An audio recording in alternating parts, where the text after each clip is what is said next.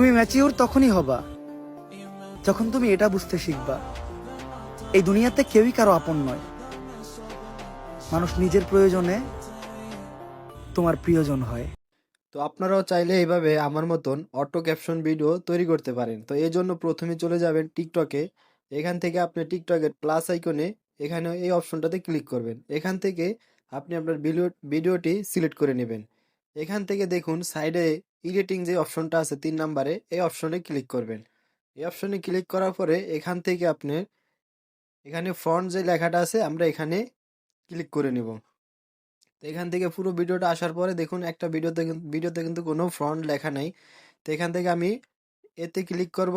করার পরে এখান থেকে একটু ব্যাগে দিব, আবার ব্যাগে দেওয়ার পরে এখান থেকে দেখুন এই সাইডে ক্যাপশন লেখা আছে, এই ক্যাপশনে ক্লিক করব।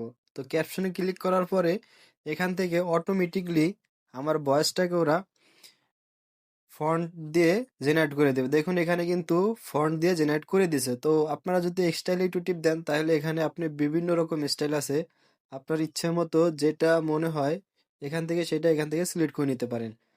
তো আমি এটা সিলেক্ট করে নিলাম। তো নেওয়ার পরে এখান থেকে আপনি চাইলে আপনার ফোনটাকে উপরে নিচেও করতে পারেন, অথবা এখানে এডিটিংও করতে পারেন। একটু টান দিয়ে এটাকে আমি বড় করে নিলাম। তো বড় করার পরে এখানে এটা চাইলে আপনি নিচে রাখতে পারেন, অথবা এটা উপরে রাখতে পারেন, অথবা মাঝ ফিল্ডে রাখতে পারেন। আপনার ইচ্ছা মতো যেখানে খুশি সেখানেই রাখতে পারেন। তারপরে এখান থেকে আপনি এটাকে, যদি আপনার কোনো লেখাতে ভুল হয়, তো সে যদি লেখাতে কোনো ভুল থাকে তাহলে টেক্সটের উপরে ক্লিক করবেন।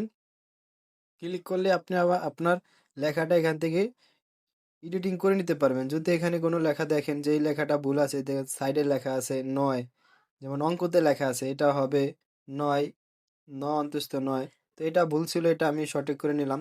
তো আপনারাও চাইলে এইভাবে আপনাদের ফন্টগুলো এখানে যদি ভুল থাকে চেক দিয়ে নেবেন।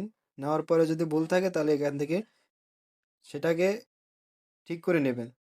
তো নেওয়ার পরে এখান থেকে আপনি ভিডিওটাকে দেখুন, এখানে ফ্রন্টগুলো কিন্তু হয়ে গেছে।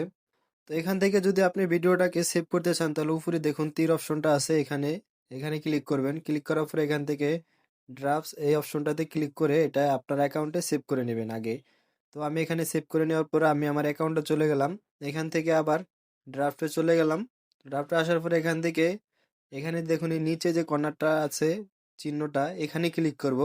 এখানে ক্লিক করলে এখান থেকে নিচে দেখুন একটু স্ক্রল করলে লেখা আছে সেভ টু অ্যালবাম বা সেভ ভিডিও, যার ফোনে যেরকম আসে। তো আপনার ফোনে যেটাই আসুক দেখবেন যে ডাউনলোডের মতন একটা অপশন আছে। তো আপনি এখানে ক্লিক করবেন। ক্লিক করার পরে আপনার ভিডিওটা অবশ্যই গ্যালারিতে সেভ হয়ে যাবে। তো ভিউয়ার্স, যদি আমার ভিডিওটি ভালো লেগে থাকে অবশ্যই আমার চ্যানেলটিকে সাবস্ক্রাইব করে পাশে থাকবেন। আপনাদের এক একটি সাবস্ক্রাইব, লাইক, কমেন্ট আমার পরবর্তী ভিডিও করার জন্য উৎসাহ যোগায়। তো অবশ্যই আমাকে একটু সাপোর্ট করবেন। ধন্যবাদ সকলকে।